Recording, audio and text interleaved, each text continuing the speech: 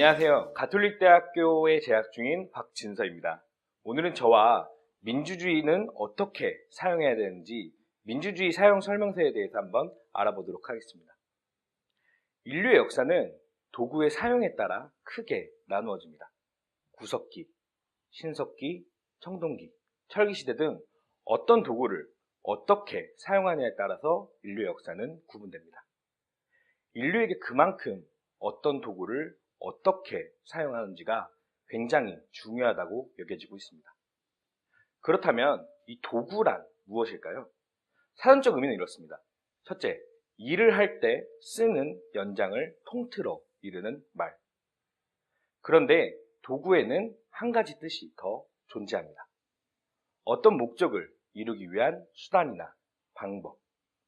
단순히 일을 할 때 쓰는 연장이 아닌 어떤 목적을 이루기 위한 수단이나 방법으로도 인류는 이 도구를 사용하고 있습니다. 그래서 인류가 효율적이고 합리적이게, 쉽게 말해 편안하게 생활하기 위해 체제라는 도구를 만듭니다. 그리고 현재 인류에게 가장 좋은 체제이자 도구는 민주주의입니다. 세계 대부분의 나라가 민주주의를 채택하고 있고 꾸준히 증가하고 있는 것이 그 증거입니다. 이 도구에는 여러 가지 특징이 있지만 가장 큰 특징은 누가 어떻게 쓰냐에 따라서 성격이 완전히 달라진다는 것입니다. 예를 들어 여기 한 자루 칼이 놓여 있습니다. 이 칼은 누가 어떻게 쓰냐에 따라 성격이 변하게 되죠. 예를 들어서 수술실로 가볼까요? 수술실에 있는 의사가 이 칼을 잡는다면 이것은 메스, 사람을 살리는 도구가 될 것입니다. 아니면 한 식당으로 가볼까요? 식당에서 요리사가 이 칼을 쥔다면 이 칼은 우리에게 맛있는 음식을 전달해주는 도구가 될 것입니다. 하지만 반대로 이 칼을 강도가 갖게 된다면 어떻게 될까요? 강도가 이 칼을 사용한다면 우리의 재산을 위협하는 것은 물론이고 더 나아가 우리의 생명까지 해칠 수 있는 흉측한 도구가 될 것입니다. 민주주의도 마찬가지입니다. 민주주의도 이 하나의 도구이기 때문에 누가 어떻게 사용하는지에 따라서 성격이 너무나도 달라집니다. 한번 예를 들어 보겠습니다. 1933년 한나라의 무너진 경제를 되살리고 패전으로 잃어버린 조국 땅을 되찾는 것을 목표로 한 지도자가 있었습니다. 그는 1932년 대통령 결선 투표에서는 아쉽게 낙선하였지만 이듬해 총리로 임명됩니다. 그리고 대통령이 서거하자 합법적으로 대통령과 총리를 겸하는 총통의 자리에 오릅니다. 그리고 외교, 경제, 군부 요인들의 협력을 얻어 외교상의 성공을 거두었고 경제 재건과 번영을 이루었으며 군비를 확장하여 나라를 최강국으로 발전시켰기 때문에 국민의 열광적인 지지를 받게 되었습니다. 앞서 말한 이 지도자는 바로 아돌프 히틀러입니다. 세계에서도 손꼽히는 악명 높은 독재자입니다. 단순히 결과만 봤을 때는 국가의 발전을 위해 노력했고 성과도 좋았기 때문에 유능한 지도자라고 생각할 수 있습니다. 하지만 히틀러는 자신의 권력을 이용하여 2차 세계대전을 발발하여 유럽을 폐허로 만듭니다. 도구는 누가 어떻게 사용하느냐에 따라서 그 결과와 성격이 완전히 달라집니다.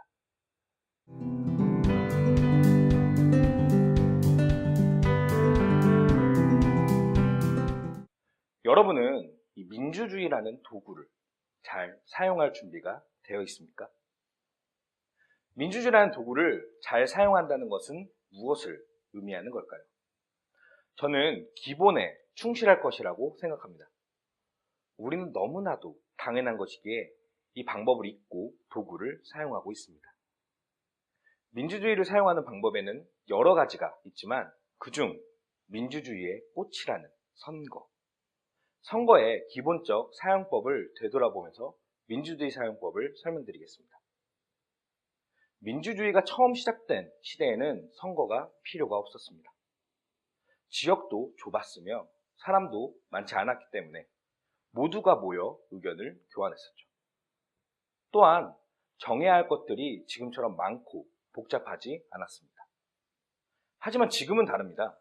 지역도 비교할 수 없을 만큼 넓어졌으며 사람들을 한 곳에 모은다는 것은 불가능합니다. 또한 정해야 할 것들이 살 수도 없이 많으며 분야도 경제, 문화, IT, 과학 등 너무나도 많습니다. 한 명 한 명이 모든 정책에 의견을 내거나 정치적 참여를 하기에 현실적으로 어려움이 있으므로 우리는 대표자를 선출합니다. 이 대표자를 선출하는 과정이 선거입니다.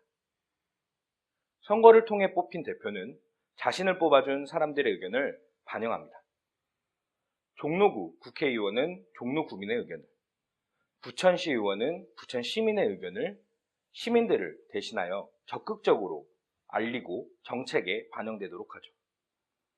수만 명의 시민들이 직접 한 명씩 의견을 내는데 한계가 있기 때문에 선거라는 도구를 이용해서 우리는 대표자를 뽑는 것입니다. 즉, 우리는 나의 의견을 대신해서 올바르게 전달해줄 대리자이자 대표자를 선출하기 위해 선거를 하는 것입니다. 그렇다면 이 선거라는 도구를 사용하기 전에 우리가 준비해야 할 것은 무엇일까요? 앞서 말했듯이 나와 비슷한 생각과 의견을 갖는 대표를 통해 자신의 의견을 반영할 수 있습니다. 그래서 사람들은 나의 생각과 의견이 비슷한 사람에게 투표를 합니다.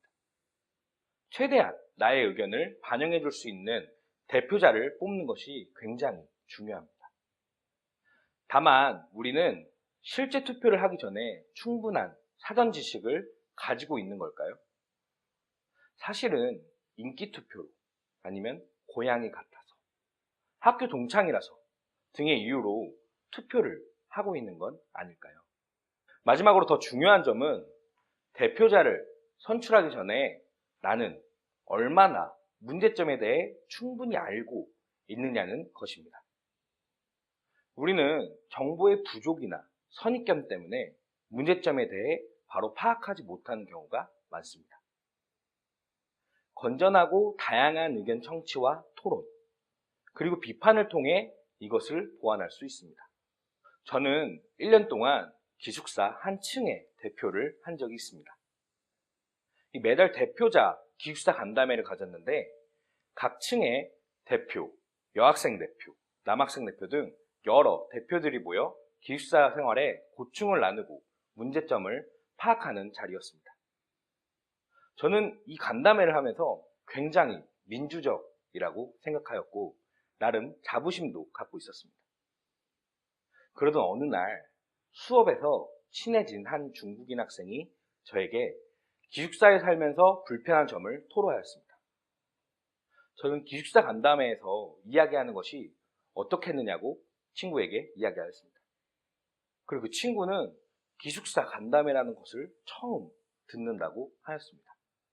기숙사에 거주하는 모든 이를 대표하는 민주적인 회의를 스스로 개최하고 있다고 생각하였는데 의외로 외국인에 대해 간과하고 있었음을 깨달았습니다. 저는 즉각 다음 간담회에 이 학생과 동행하여 외국인 학생도 발언할 수 있는 기회를 만들어 주었습니다. 외국인 학생 대표자가 합류한 이후 한국 학생으로서 인식하고 있지 못했던 문제점들을 새롭게 알게 되었습니다. 기숙사처럼 우리 사회도 매우 다양한 사람들이 함께 살아가고 있습니다. 때로는 나와 비슷한 사람들의 의견에만 집중을 하곤 합니다. 그러나 공동체 전체가 더 좋은 방향으로 나아가고 그것을 대표할 수 있는 사람을 선출하기 위해서는 우리가 속해 있는 공동체의 다양한 의견을 알아보고 청취할 필요가 있습니다. 선거가 끝나면 대부분의 사람들이 무관심으로 돌아섭니다. 하지만 도구는 항상 관리가 필요합니다. 요리를 한 후에 사용한 도구를 깨끗하게 정리해두지 않으면 다음 요리를 할 때 이물질들이 묻어 있어 사용할 수가 없습니다. 이렇듯 도구를 사용한 후에도 내가 해야 할 일이 있습니다. 도구가 잘 사용되었는지 점검하고 관심을 갖는 것입니다. 도구가 진정한 의미를 가질 때는 그것이 사용되어질 때, 누군가가 사용할 때입니다. 따라서 가장 중요한 것은 도구를 사용하는 사람이라고 말할 수 있습니다. 도구 사용의 결과는 그것을 사용하는 자기 자신에게 돌아옵니다. 즉, 민주주의에서는 이를 이용하는 시민이 가장 중요하며 선거에 대한 결과가 우리에게 돌아온다는 이야기입니다. 그리고 여기에서의 우리는 현 시대의 나뿐만이 아니라 다음 세대까지 이어집니다. 독일의 히틀러 사례에서도 알 수 있듯이 그 결과의 책임에 대해 독일 시민은 여전히 벗어나지 못하고 있습니다. 그리고 그 책임의 결과는 혹독했습니다. 우리가 선거 이후에도 제대로 된 선택이었는지 확인하고 점검할 수 있는 방법 중 가장 확실하고 간단한 방법은 공약을 이행하였는지 확인하는 것입니다. 언론사, 시민단체에서는 각 지역의 공약 이행률과 이행평가를 실시하고 있습니다. 관심을 가지고 내가 뽑은 대표자가 선거 전에 공약을 잘 이행하고 있는지 스스로 확인해 봐야 합니다. 만약 공약 이행이 되지 않고 있거나 잘못된 방향으로 간다면 적극적으로 목소리를 내어야 합니다.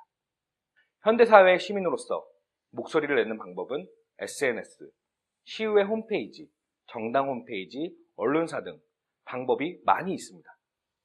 이런 방법을 통해 내가 지켜보고 있음을 상기시켜줘야 합니다.